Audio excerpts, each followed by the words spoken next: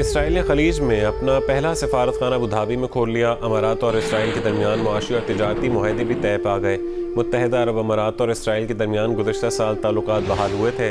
اسرائیل وزیر خارجہ نے کہا ہے کہ خطے کے تمام ممالک اسرائیل کو تسلیم کریں، ہم سے بات کریں۔ امریکہ نے ابوظہبی میں اسرائیلی سفارت خانے کی تاریخی افتتاح کا خیر مقدم کیا ہے۔ ابھی عالم اسلام کا ایک سالڈ بلاک ہے جو یہودی ورلڈ آرڈر کی نگاہوں میں کھٹک رہا ہے۔ میں کھٹکتا ہوں دل یزداں میں کانٹے کی طرح۔ اگرچہ ان کی اسٹریٹجی کیا ہے، ایک ایک کر کے ان کے حصے بکھرے کر کے تیا پانچا کرو۔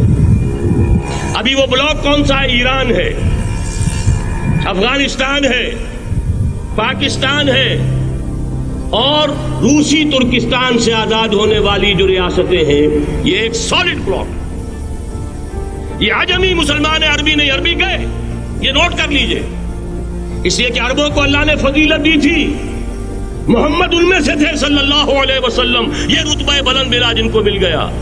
لیکن ساتھ ہی اللہ نے دھمکی بھی دے دی تھی سورہ محمد میں، ان تتولوا یستبدل قوما غیرکم، اگر تم پیٹھ دکھا دو گے اس مشن کو جو ہم نے تمہارے حوالے کیا ہے، تمہیں ہٹائیں گے، کسی اور کو لے آئیں گے۔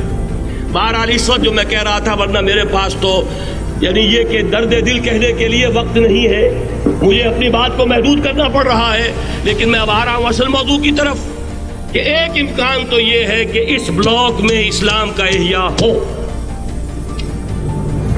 اور اس کے لیے کچھ نویدیں بھی موجود ہیں احادیث نبویہ میں۔ وہ تو آپ نے سنا ہوگا اقبال کا شعر، میرے عرب کو آئی ٹھنڈی ہوا جہاں سے، میرا وطن وہی ہے، میرا وطن وہی ہے۔ حدیث میں آتا ہے یخرج ناس من المشرق یؤتون للمہدی، یعنی سلطان ہی، مشرق سے فوجیں نکلیں گی یہ جو کہ مہدی کی حکومت قائم کریں گی، اور یہ ہوں گے حضرت فاطمہ کی نسل ہی سے رضی اللہ تعالی عنہا، لیکن عالم عرب کے اندر پھر ایک طاقت بن کر ابھریں گے، باطل کی قوتوں کے خلاف جہاد کریں گے، لیکن ان کو مدد آئے گی دو طرف سے، ایک زمینی مدد آئے گی مشرق سے، ایک آسمانی مدد آئے گی۔ عیسیٰ ابن مریم کا نزول، حضرت مسیح علیہ السلام جو زندہ آسمان پر اٹھائے گئے تھے، نازل ہوں گے، اور در حقیقت ان دو مددوں کے نتیجے میں پھر یہود کا قلعہ قمع ہوگا، اور یہی گریٹر اسرائیل ان کا گریٹر گریو یارڈ بن کر رہے گا، عظیم تر قبرستان بن کر رہے گا۔ اس کی بڑی واضح حدیثیں موجود ہیں، اس کی بڑی تفصیلی خبریں موجود ہیں، یہ احادیث کی کتب کے اندر، بدقسمتی سے ہماری اس کی طرف توجہ نہیں۔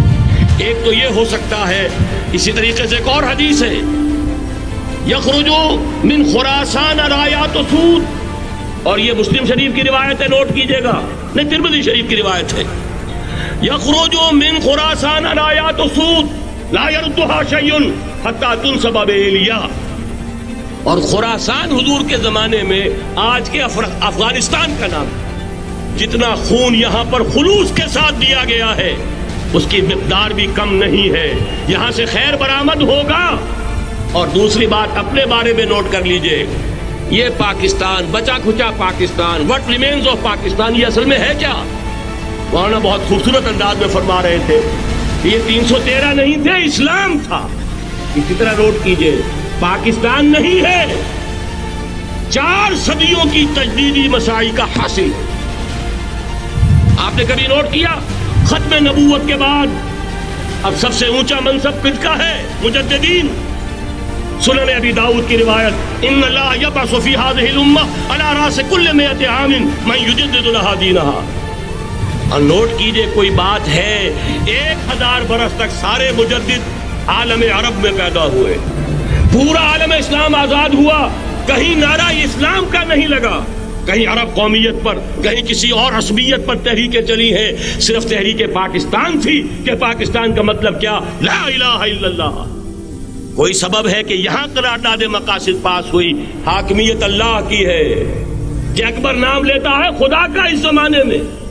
یہ سارا ماضی سامنے رکھیے اور حضور کی دی ہوئی پیشین گوئیوں کا مستقبل سامنے رکھیے، ان دونوں سے ثابت ہوتا ہے اس خطۂ ارضی سے کچھ ہونا ہے۔